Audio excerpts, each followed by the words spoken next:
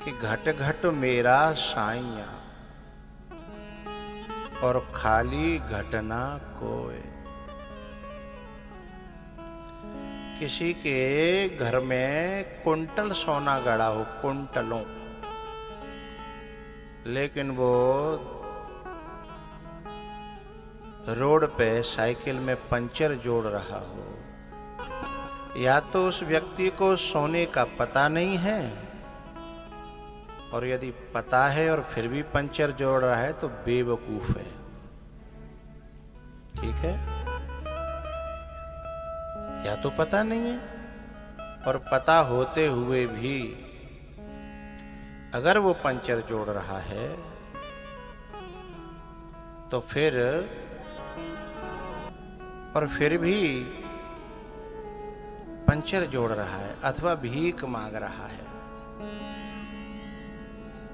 तो दो कारण हैं, या तो पता नहीं है बेचारे को, या पता है तो फिर वो बेवकूफ आदमी है।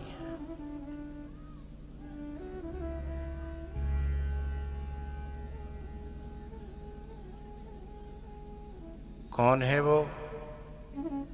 हम सभी। बोले क्यों? हम में से थोड़ा सा भी समझदार आदमी या जो होता है,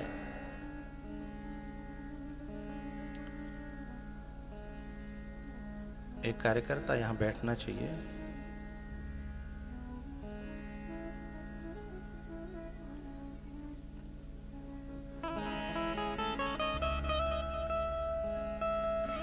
वहीं से जो है इस दूसरे विभाग में कोई व्यक्ति क्यों घुस रहा है, इस बात का कार्यकर्ताओं को पता होना चाहिए कि आदमियों में आदमी घुसे।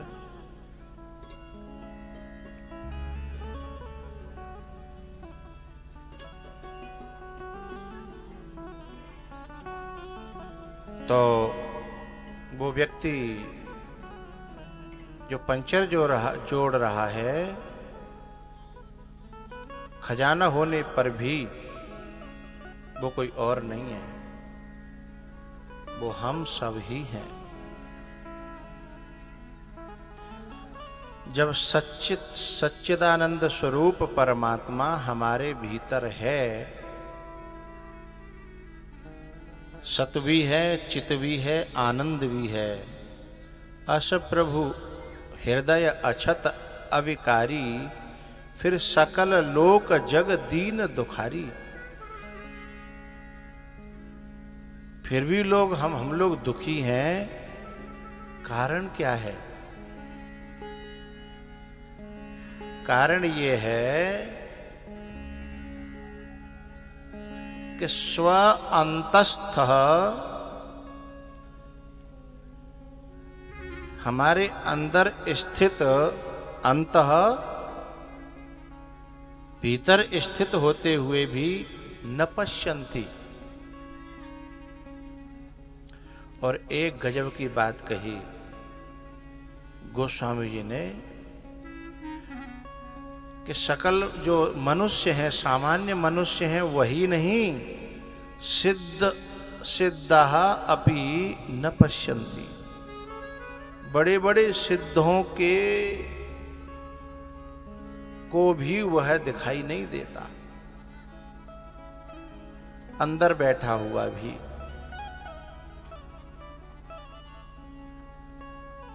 अब परशुराम जी कोई कम बड़े सिद्ध हैं क्या? और राम सामने खड़े हैं, है? तो सिद्धः अपि न पश्यन्ति। तो बोले कारण क्या है?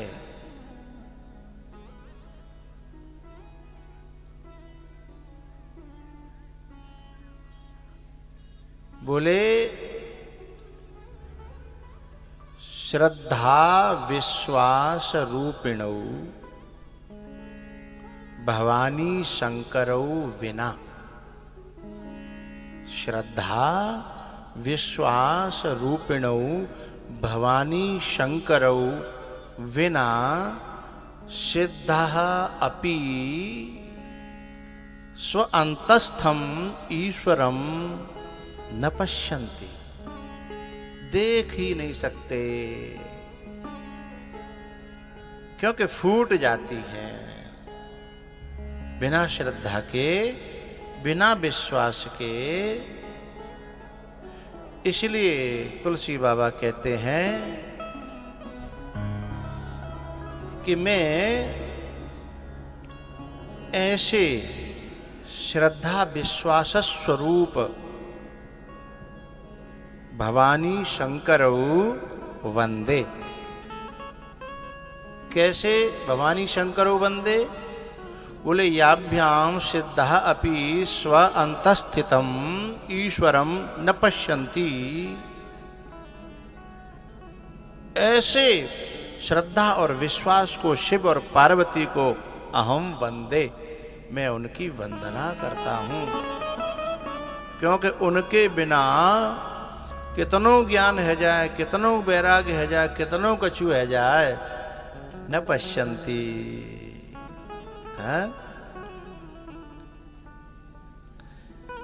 इसलिए मैं उनकी वंदना कर रहा हूं। और उनकी कृपा हो जाए तो तीसरा श्लोक है वंदे बोधमयं नित्यं गुरुं शंकररूपिणम्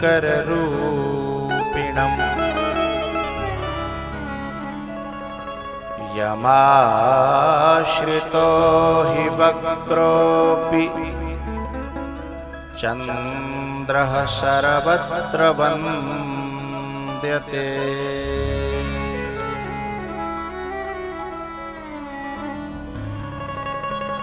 यमाश्रितो हि वक्रोऽपि चन्द्रः सर्वत्र वन्द्यते।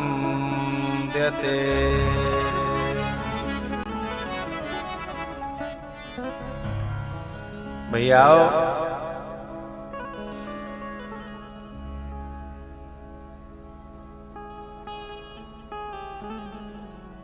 यह शंकर भगवान की पहले विश्वास के रूप में वंदना कर दी, पर पेट नहीं भरो। दोबारा फिर बोले मैं फिर शंकर भगवान की वंदना कर रहा हूं। कभी कभी मैया कोई एक ही नारी हमारे कई रिश्ते में लगती है। फलाने रिश्ते से मामी लगती है, और फलाने रिश्ते से चचिया सास लगती है, और ढिकाने रिश्ते से वो फूफी लगती है। तो उन सारे रिश्तों का फायदा उठाना चाहिए व्यक्ति को, है ना। और जा रिश्ता से फायदा होए बाय ज्यादा माने, जाते फायदा होए बाय ज्यादा माने, ये तो संसार का स्वार्थ का हो गया। लेकिन ठाकुर जी से, भगवान से जैसे बिन को हम प्रेम पा सकें, उस रिश्ते को ज्यादा मानना चाहिए। और फिर जिस जिस रिश्ते से उनका प्रेम मिल जाए, उन रिश्तों को मना लेना चाहिए। अभी विश्वास के रूप में शिव को मनाया, एक रिश्ता ये चला लिया। अब दूसरा रिश्ता बोले मेरे गुरु हैं वो, वंदे बोधमयं नित्यं गुरुं शंकररूपिणम्।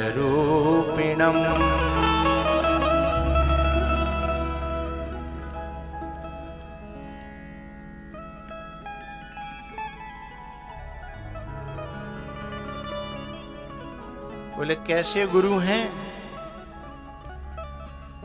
बोले वक्रः चंद्रः अपि यमाश्रितः। टेढ़ा चंद्रमा जिनके आश्रित हो गया तो वंद्यते, वह भी वंदनीय हो गया। ऐसे हैं गुरु। भोले बाबा ऐसे मेरे गुरु हैं। अब पता है टेढ़ा चंद्रमा इन्होंने क्यों कहा? क्योंकि तुलसीदास जी कहते हैं कि मोते ज्यादा टेढ़ो तीनों लोकन में कोई नहीं हतो। मोते ज्यादा टेढ़ो। मेरा जन्म हुआ तो मेरे मुंह में दांत आ गए थे। मेरे माँ बाप ने मुझे त्याग दिया था। जिस गांव में छोड़ दिया था उस गांव के लोगों को पता चला कि ऐसे ऐसे ये अशुभ है, अशुभ टेढ़ा है। तो गांव के लोगों ने बाहर जंगल में एक मंदिर था वहां पे डाल दिया। मैं तो शरण होना भी नहीं जानता था, लेकिन मंदिर में पटक दिया था ना, इसलिए उन्होंने मुझे शरण में ले लिया। उन्होंने मैया पार्वती को भेज करके कहा कि जो भूखो पर्यो विचारो जा कछु खवाया। तो एक बुढ़िया का रूप बना करके माँ पार्वती मुझे उस समय भूखे मरते हुए को भोजन दिया, प्रसाद दिया। और मेरे जैसे जिसके टेढ़ेपन को देख करके समाज ने त्यागा, बाप ने त्यागा, गांव ने त्यागा, और उसको जिसने अपने अंक में लिया, ऐसे हैं मेरे भोले बाबा हैं। और केवल अंक में लिया ही नहीं, सर्वत्र वंद्यते, मुझे पूरे जगत में वंदनीय बना दिया। ऐसे भोले बाबा को, ऐसे अपने गुरु को मैं नमन करता हूं।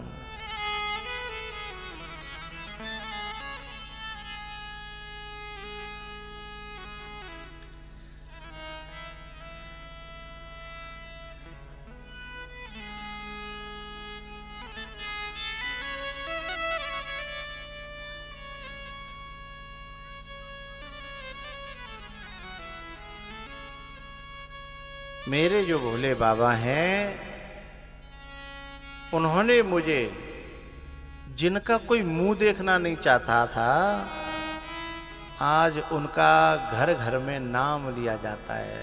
पूज्यपाद तुलसीदास जी महाराज। बोले इसे मैं अपनी किस्मत कहूं क्या? इस बात को अपने को प्रमाण बना करके तुलसी बाबा ने लिखा है रामायण में। बड़ी प्यारी चौपाई है। वो कहते हैं कि प्रकांड ज्योतिषियों ने बताया था कि ये बालक बहुत अशुभ है, अशुभ है, अशुभ है। अब कितना अशुभ बताया होगा, कितना अशुभ रहा हूंगा मैं, कि मेरी मां तक दहल गई। मां, मैंने संसार में देखा है कि जिन माओं के बच्चे अपंग पैदा हो जाते हैं, बुद्धि से, शरीर से, अंगों से, तो जिंदगी भर उनके मलमूत्र धोकर के उनका पालन पोषण करती हैं, त्याग नहीं पाती। लेकिन जब मुझे त्यागा होगा तो क्या रहा होगा, कितना अशुभ रहा होगा मैं, है?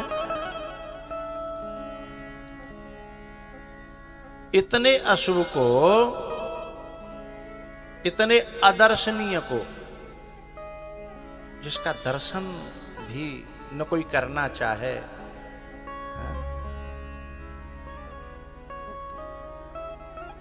और मुझे आपने क्या बनाया।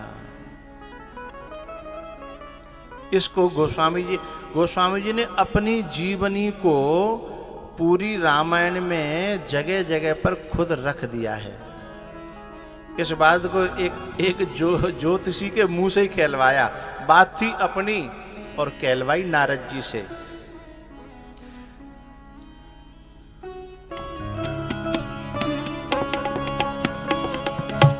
भावियू में सकहि त्रिपुरारी, भावियू में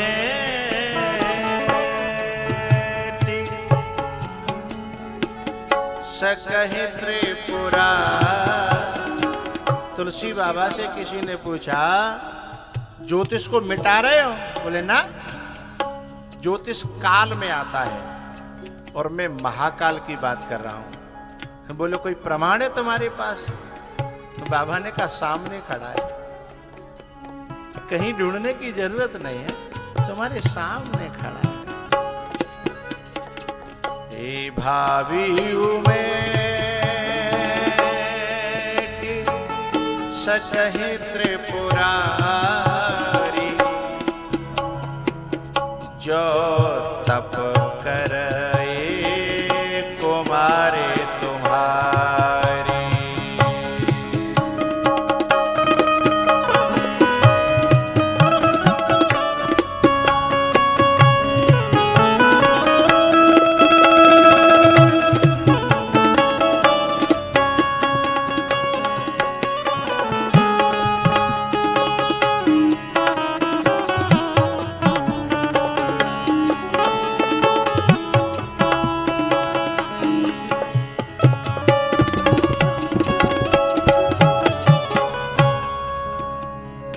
उपनिषद कहते हैं दुर्लभो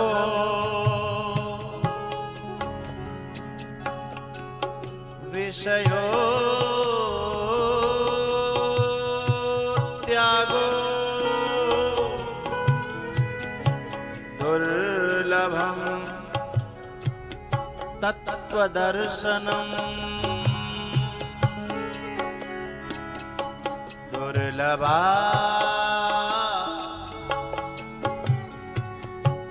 दुर्लभः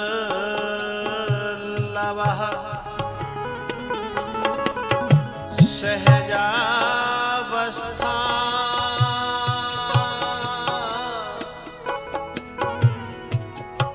सद्गुरुः करुणा बिना, दुर्लभो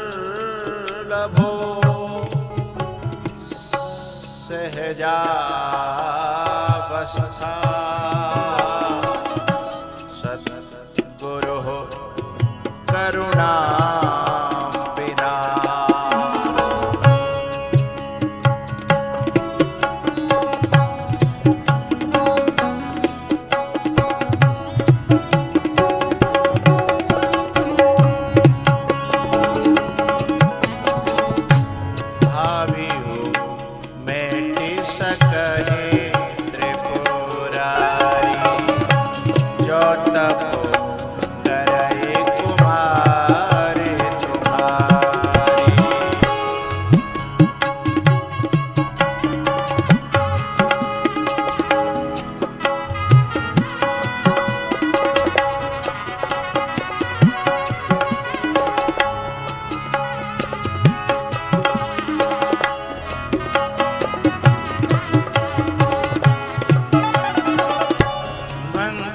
महामणि विषय व्याल के, मेटत कठिन कुवंक भाल के।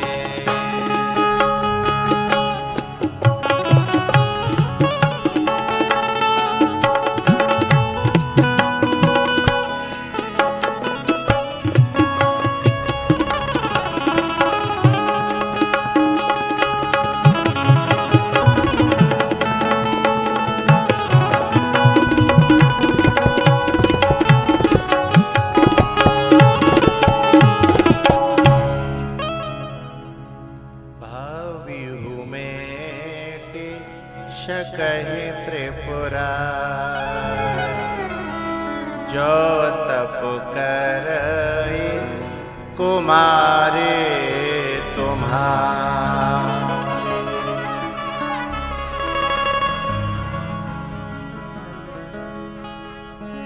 ऐसे हैं भोले बाबा, उनसे मेरा नाता है कि वो मेरे गुरु हैं। गुरुम शंकर रूपिणम। तुलसी बाबा सोच रहे और कोई रिश्ता बन सकता है क्या? हाँ,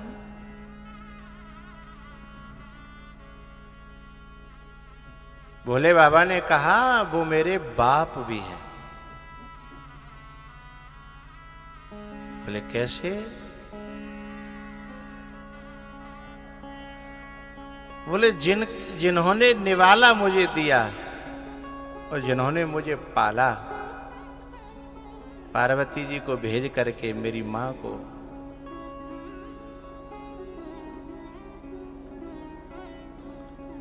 वो मेरे पिता भी हैं। उनकी वंदना करी। उसके बाद जो है उन्हें याद आई कि मुझे जहां जाना है वहां का रास्ता किससे पूछा जाए। ये जो रोड वाले रास्ते होते हैं इनमें तो किलोमीटर लगे रहते हैं, लेकिन आप लोग कभी जंगल में भटके हों तो पता लगेगा कि वहां किलोमीटर तो छोड़ो, कोई लकीर भी नहीं होती। हम तो नलकेश्वर के जंगल में बहुत भटके, वहां तो अब तो वहां लकीर बन गई हैं। हम जब शुरुआत में खोजा था तो कोई लकीर ही नहीं थी। भटक रहे हैं, जा रहे हैं। हमने कहा इतना दूर तो नहीं था, कहीं पहुंच गए, जन कहां पहुंच गया। तो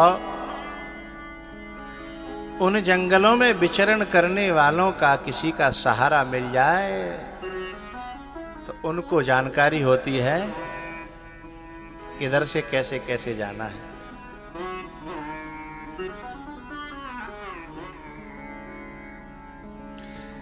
अब जंगल में ये भी पता नहीं रहता कि कब कहां गड्ढा है, कब कहां दलदल है। एक बार हम गए, लग तो ऊपर ते सूखो सो रहो, और जब शिवराज की बैगनार को पहियो ऐसो गयो। पूरी बात नहीं बताऊंगा, घबराओ मत।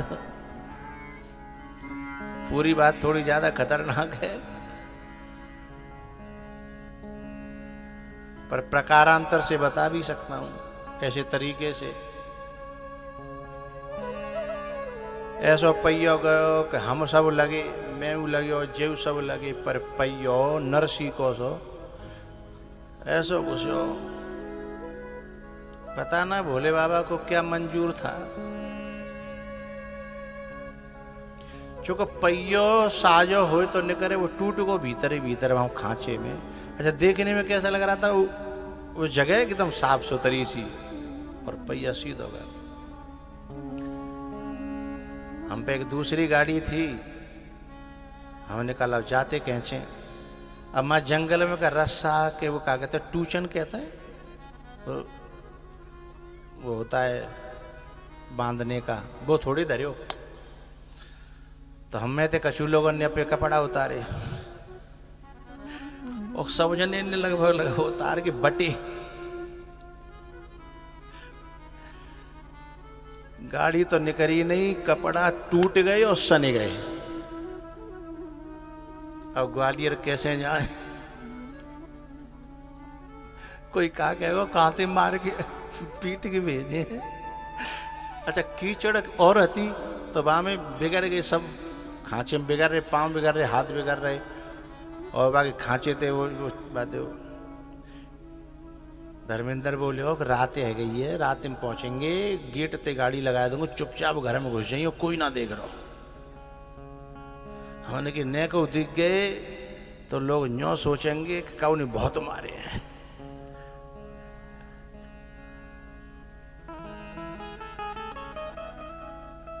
तो हमने कि और लेट कर ले, उन्हें सब सो जाए तब चले।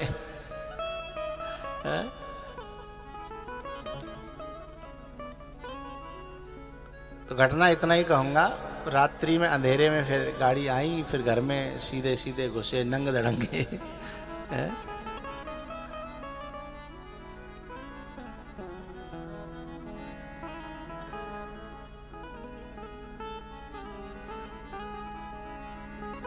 उस दिन को कोई भूल सकता है क्या?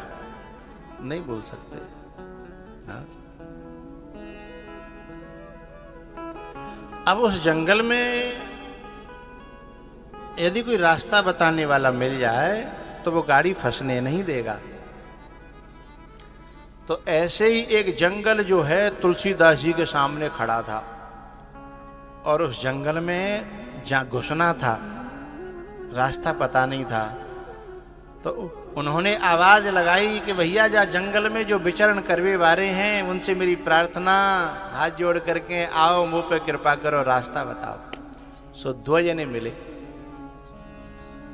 2 जने रास्ता बताने वाले। और एक बात बताऊं, श्रद्धा सच्ची हो, विश्वास पक्का हो, भाव से भरा दिल हो, तो रास्ता बताने वाले अपने आप आ जाते हैं। आप लोगों ने अनुभव किया होगा जगह जगह रास्ता बताने वाले। हमारे साथ में नैमिषारण्य जो गए थे वे लोग इस बात को जानते होंगे कि हम रुद्रावर्त का पता नहीं जानते थे, और 2 अनजान लोग आए और हमें रास्ता बता के वहां तक पहुंचाने के बाद हमने उन्हें कुछ देने की कोशिश की तो लिया ही नहीं। बोले आपने सेवा का मौका दिया, बस अब पता नहीं कौन था क्या था। ऐसे तुलसीदास जी ने जब पुकारे रास्ता बताने के लिए तो 2 निकले उस जंगल में विचरण करने वाले। जंगल काय का था, सागौन का नहीं था। तो सीताराम गुणग्राम पुण्यारण्य विहारिणौ। सीताराम के गुण, यानी ये कथा उनके जो गुणों का जो जंगल था, गुणों के पेड़ खड़े थे उसमें। सीताराम गुणग्राम, और पुण्य माने पवित्र, जो भगवान के जो गुण हैं, पवित्र जो गुण हैं, उनका जो जंगल था। अरण्य, पुण्यारण्य, और उसमें जो विचरण कर रहे थे, बोले कौन? विशुद्ध विज्ञानौ कवीश्वर कपीश्वरौ। ज्ञानी नहीं थे ये दोनों, विज्ञानी थे, वैज्ञानिक थे। कौन कौन? कवीश्वर यानी वाल्मीकि जी महाराज, और कपीश्वर हनुमान जी महाराज। हाँ, ये दोनों इस जंगल के विचरण करने वाले मर्मज्ञ थे। उन्होंने कहा आकर के मुझे रास्ता बता जाओ। इसलिए मैं आपकी वंदना कर रहा हूं। कवीश्वर कपीश्वरो विशुद्ध विज्ञानो वंदे।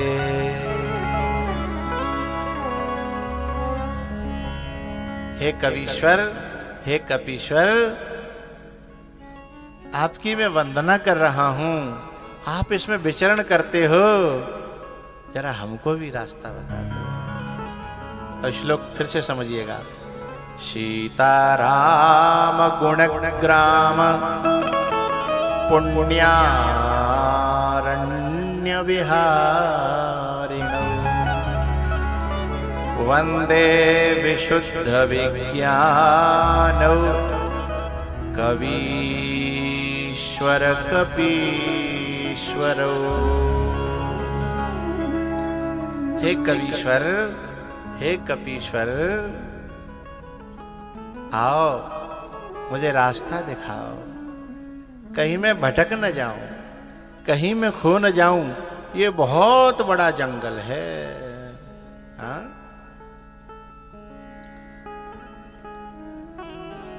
तुलसीदास जी ने फिर ऐसे व्यक्ति को खोजा।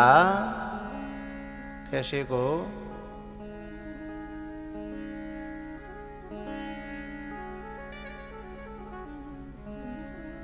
कि जो मेरी बुद्धि को निर्मल कर सके, और वो थी माता सीता।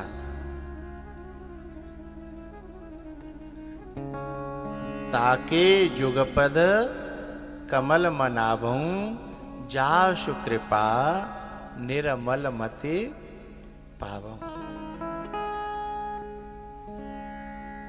राम वल्लभाम सीताम अहम नतः।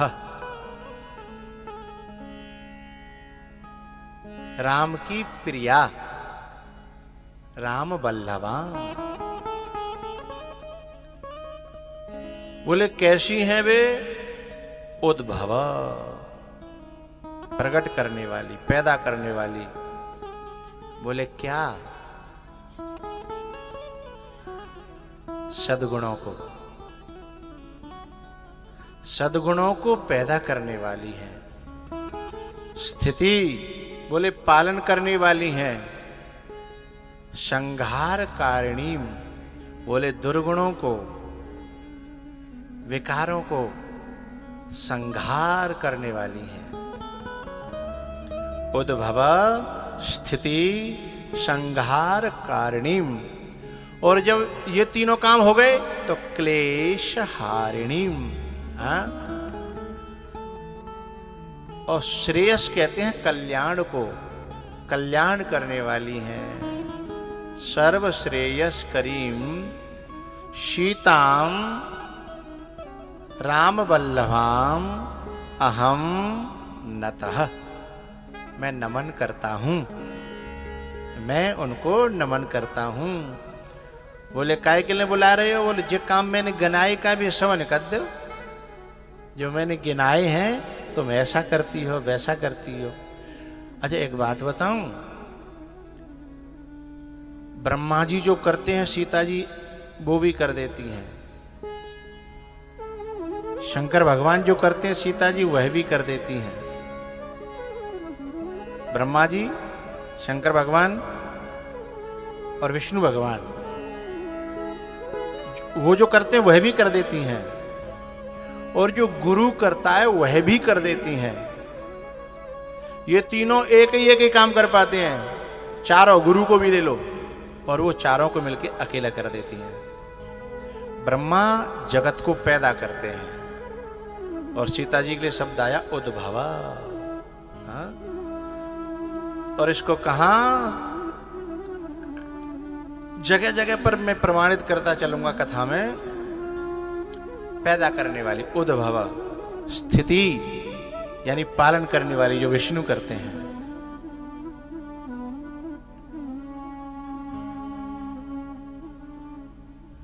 गॉड शब्द है ना, GOD, जी जनरेटर, उद्भवा। ओ ऑपरेटर, तू नहीं,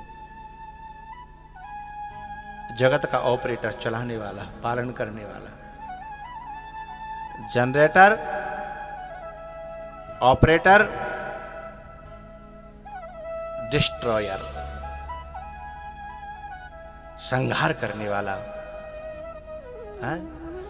भव भव विभव पराभव कारिणी। उद्भव, स्थिति, संहार कारिणीम क्लेश हारिणीम सर्व श्रेयस्करीम शीताम राम वल्लभाम अहम नतः।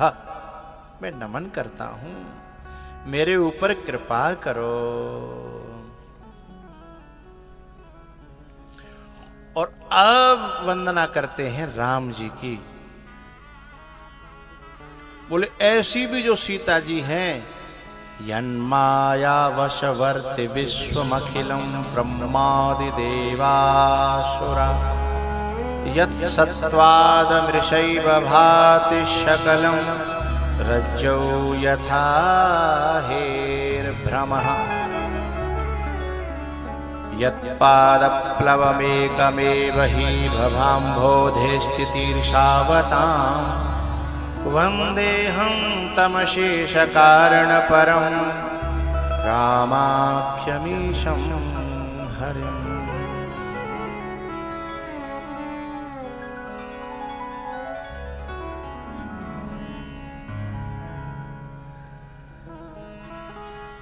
जितने भी ये देवता गण हैं, यन माया वर्ती, यन माया वशवर्ती अखिलम विश्वम, जिन माया जिनके वश में है, और माया के वश में अखिलम विश्वम ब्रह्मा आदि देवता सुरा असुरा, देवता भी असुर भी जिनकी माया के वश में है, और वो माया जिनके वश में है।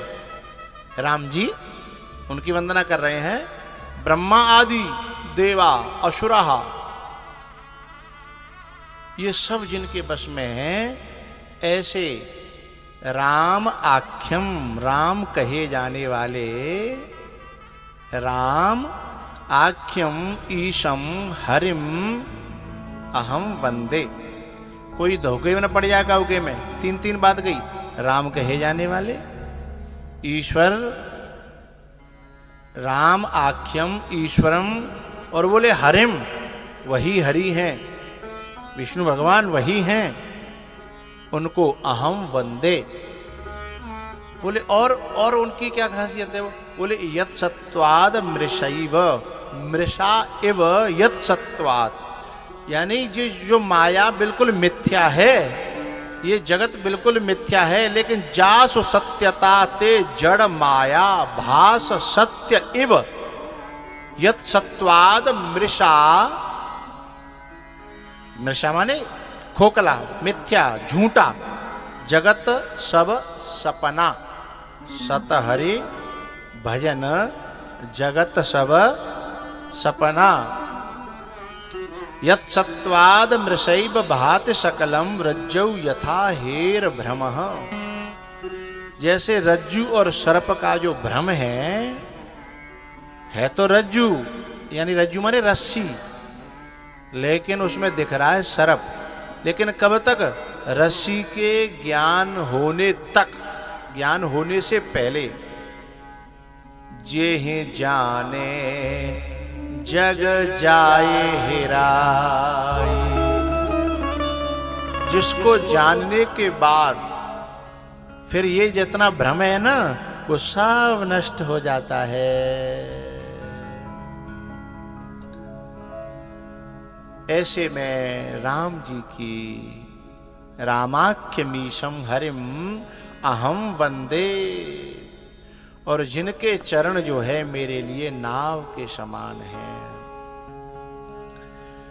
नाना पुराण निगमागम सम्मतम यत् रामायणे निगदितम क्वचिद अन्यतोपि स्वान्तः सुखाय तुलसी रघुनाथ गाथा भाषा निबंध मति मंजुल मातनो। इसमें गोस्वामी जी अपनी एक मन की बात कह रहे हैं। किसी ने पूछा कि भैया राम कथा तो पहले ही बहुत लोग गा चुके, लिख चुके, तुम्हें अलग से जन्म कजू करवे की क्या जरूरत है? वाल्मीकि जी ने पहले ही रामायण लिख दी, और भी न जाने कितनी रचनाएं हो चुकी। तो बड़ी प्यारी बात तुलसी बाबा कह रहे हैं कि सुनो, तुलसी बाबा जो वाल्मीकि जी हैं, उन्होंने जो रामायण लिखी है, बाय पढ़ो और समझो, हरेक के बस की बात। मैं ऐसी रामायण लिखना चाहता हूं जो हिंदुस्तान का बच्चा बच्चा गाए और बूढ़ा बूढ़ा उसका बोध कराए। हैं? इसे बच्चा बच्चा गा सके, समझ सके, पढ़ सके। हैं? मैं ऐसी रामायण लिखना चाहता हूं। हैं? तो बोले वहां काका है? बोले नाना पुराण। बोले सारे पुराण उसमें, निगम आगम, निगमागम शास्त्र वेद, बोले इन सब का उसमें निचोड़ है। और बोले जो वाल्मीकि जी की रामायण है ना, रामायणे निगदितम, उसमें भी जो कुछ लिखा गया है वह भी मैंने लिया है। बोले और मैं बाहर तो झांकूं तो जो कुछ मिलो हैं वो सब मैंने इकट्ठा करे।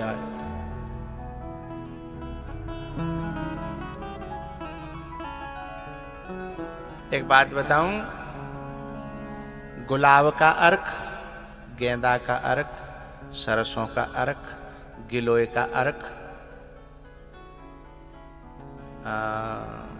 हजारा लपा, एक लपा होता है जिससे 1000 रोग ठीक होते हैं। चिरचिटा कहते हैं, उल्टा चिरचिटा। भाई फेंक के काऊ के मार दे तो चिपक जाता है, उसे 1000 रोग ठीक होते हैं। लपा का अर्क, और भी अकौआ का अर्क, मदार, और भी ऐसी 50 जड़ी बूटियों के अर्क अलग अलग एक शीशी में भरे जाएं।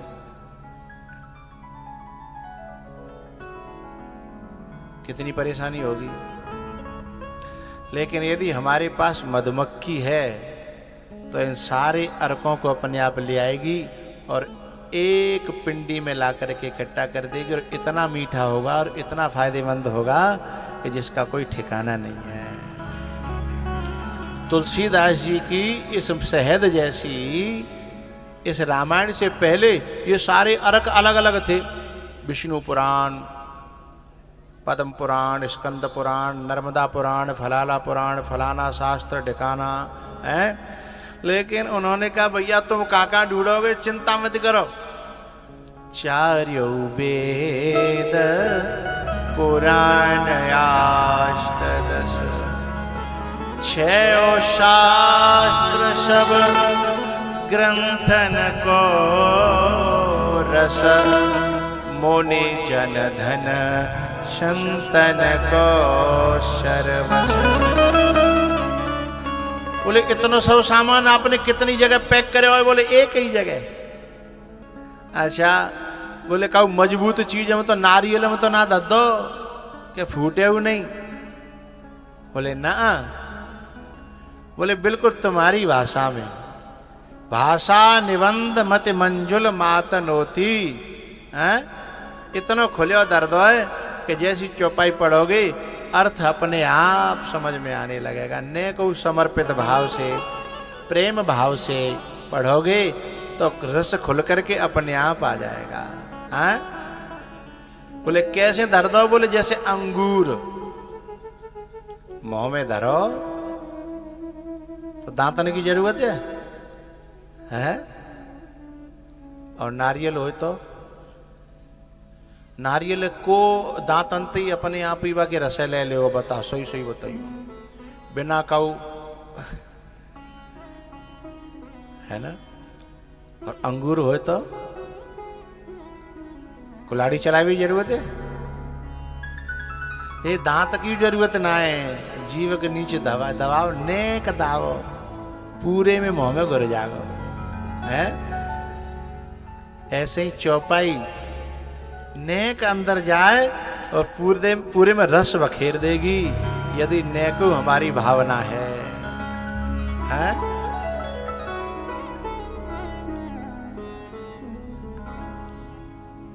नाना पुराण निगमागम सम्मतम यद् रामायणे निगदितम क्वचिदन्यतोऽपि स्वान्तः सुखाय तुलसी रघुनाथ गाथा भाषा निबंधमति मंजुलमातनोति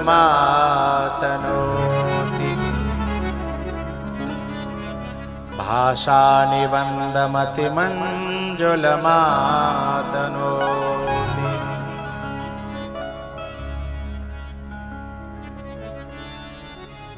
भैया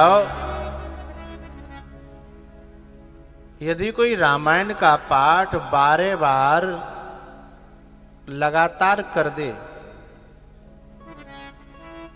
चाहे अर्थ सहित कर दे चाहे बिना अर्थ के कर दे, 12 बार, तो रामायण की चौपाइयां अपने आप अपना अर्थ बताने लगती हैं नींद में आकर के कि बावरे मेरा अर्थ जे ना है, मेरा अर्थ जे है। मेरा अर्थ ये नहीं है, मेरा अर्थ ये है। खुद चौपाई, क्योंकि चौपाई जड़ नहीं है, चेतन है, और वह आकर के अपना अर्थ बोलती है समर्पण भाव से, प्रेम भाव से, कृपा मान करके उसको पढ़े। रामायण बारे बार में अपने अर्थ खोलती है। जब ये सब वंदनाएं कर ली श्लोकों में तुलसीदास जी ने, और बाकी बात जब चौपाई शुरू करी तो रामायण शुरू करनी चाहिए थी, लेकिन उन्होंने फिर गुरु वंदना प्रारंभ कर दी। वंदऊ गुरु पद पदुम परागा,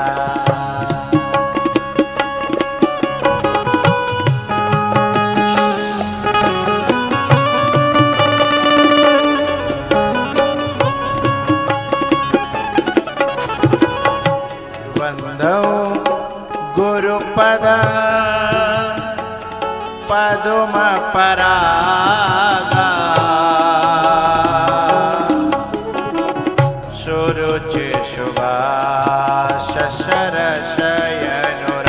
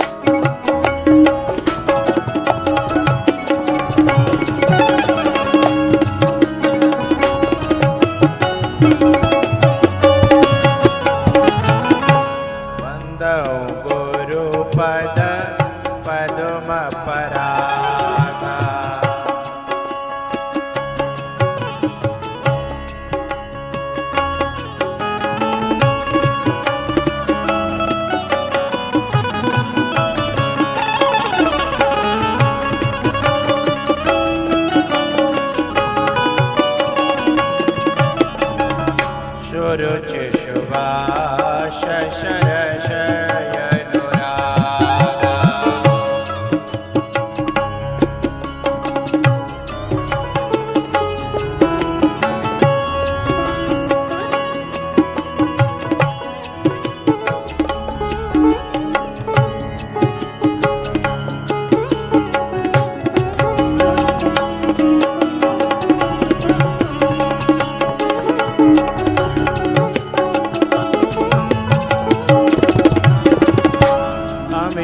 मोरे भय